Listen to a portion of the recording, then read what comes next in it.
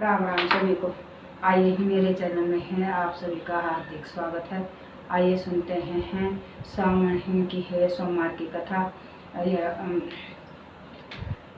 यह बहुत ही है फलदायी है, यह उत्तर देने वाली है। इस सावन में हैं जो भी व्रत करते हैं ये कथा सुनते हैं वह उनका शिव भगवान हैं बहुत ही अच्छा फल देते हैं।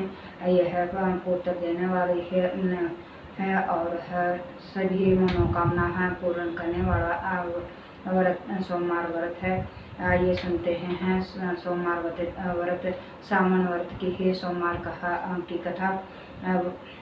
एक है नगर में एक साहूकार था, उसका है धन धान्य की है कोई कमी नहीं थी है। वह शिव का बहुत ही बड़ा भगत था। वह शिव और पार्वती की है पूजा करता था, कथा करता था और व्रत करता था। मगर है उसके ही कोई संतान नहीं थी। एक समय की बात है शिव और पार्वती है वहाँ से गुजर रहे थे और वह भक्ति में लीन था। तो पार्वती है उसकी भक्ति से है प्रसन्न हुई और वो शंकर जी से बोली है कि हे प्रभु इसका दुख दूर करना होगा। तो शिव शंकर जी बोले हैं कि हे पार्वती है ऐसे तो सभी प्राणी हैं, किसी न किसी है दुख से है दुखी हैं। सबको अपने कर्मों का फल भोगना पड़ता है। यह भी है इसके है कर्म, इसके संतान नहीं है, इसके है भाग्य में है पुत्र है कहा योग नहीं है। तो पार्वती बोली है कि हे महाराज आपने इसको वरदान देना होगा। तो शिव शंकर जी है पार्वती के कहने पर है उसने वर तो दे दिया। मगर है कहा इसका पुत्र तो हो जाएगा मगर है यह वृद्ध आयु होगा, उसकी आयु कुल 16 साल की होगी। तो यह सब बातें हैं वह सेठ सुन रहा था, साहूकार सुन रहा था और कुछ वह ऐसे ही शिव की और पार्वती की पूजा करता रहा। उसे न तो दुख हुआ और न ही खुशी हुई।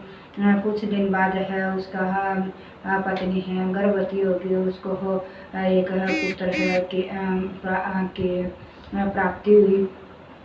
तो सभी है पूरे है घर में है उत्साह मनाया गया है और सब है खुश थे। मगर है सेठ ने कहा कोई खुशी नहीं थी, वह न तो दुखी था और न ही खुशी था। वह ऐसे ही पूजा करता रहा, ऐसे ही चलता रहा। उसे पता था कि इसकी है आयु हो 16 वर्ष की है, इस कारण वह उसे खुशी नहीं हुई। तो ऐसे ही करते रहे। वह 12 वर्ष का हो गया तो साहूकार ने उसके मामा को बुला लिया और कहा इसे है काशी पढ़ने के लिए लेके जाओ। और उसके मामा को यह बात नहीं बताई कि इसकी आयु 16 वर्ष की है। उसके है पिताजी ने है उसे है काफ़ी धन दे दिया उसके मामा को और कहा जहाँ भी रुको हो और वहाँ यज्ञ पूजा करके है और ब्राह्मणों को भोजन करते हुए दक्षिणा देते हुए जाओगे। वो ऐसे ही करते जा रहे थे। एक नगर में है रुके तो वहाँ राजा की लड़की की शादी हो रही थी और जो लड़का है उसको शादी करने के लिए है आया हुआ था वह एक आँख से काना था। इस बात की राजा को कोई खबर नहीं थी। ये तो दूसरे राजा ने सोचा कि क्यों नहीं इस लड़के को के साथ है अपने लड़के की जगह बैठा दूं और सारी रस्में इस लड़के से करवा दूं। तो उस राजा ने उस के मामा से बात कर ली, बोले कि इस लड़के को मेरे लड़के की जगह बैठा दो और शादी की सारी रस्में इस लड़के से करवा दो, मैं आपको काफ़ी धन दूंगा। तो उस राजा उसका मामा उसकी बातें हैं मान गया राजा की और उस लड़के के साथ है उस के लड़की की है राजा की लड़की की शादी करवा दी गई। लड़का बहुत ही ईमानदार था, उसने है मौका पाकर है एक उसके पल्ले पर लिख दिया कि शादी तो मेरे साथ हुई है और मगर जिसके साथ है विदा किया जाएगा वह राजा का लड़का है, एक आँख से काना है और मैं काशी पढ़ने जा रहा हूँ। तो वह यह लेकर आप आगे चले गए, काशी पढ़ने के लिए चला गया। तो एक समय वो यज्ञ पूजा करते हुए जा रहे थे। तो उसकी 16 वर्ष की आयु हुई तो वह अपने उसने यज्ञ रखा हुआ था। उसके मामा ने तो लड़का बोला कि मामा मेरी तबीयत खराब है। तो मामा बोला है कि ठीक है, अंदर जाके है लेट जा, सो आराम कर ले।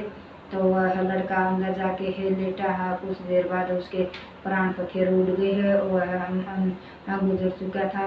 लड़के के मामा ने आके देखा तो वह मर चुका था। उसने सोचा कि अभी है अगर है कुछ किसी को कुछ बताऊंगा तो यह हवन पूजा में है विघ्न होगा, मतलब रुकावट हो जाएगी और यह बीच में रुक जाएगा।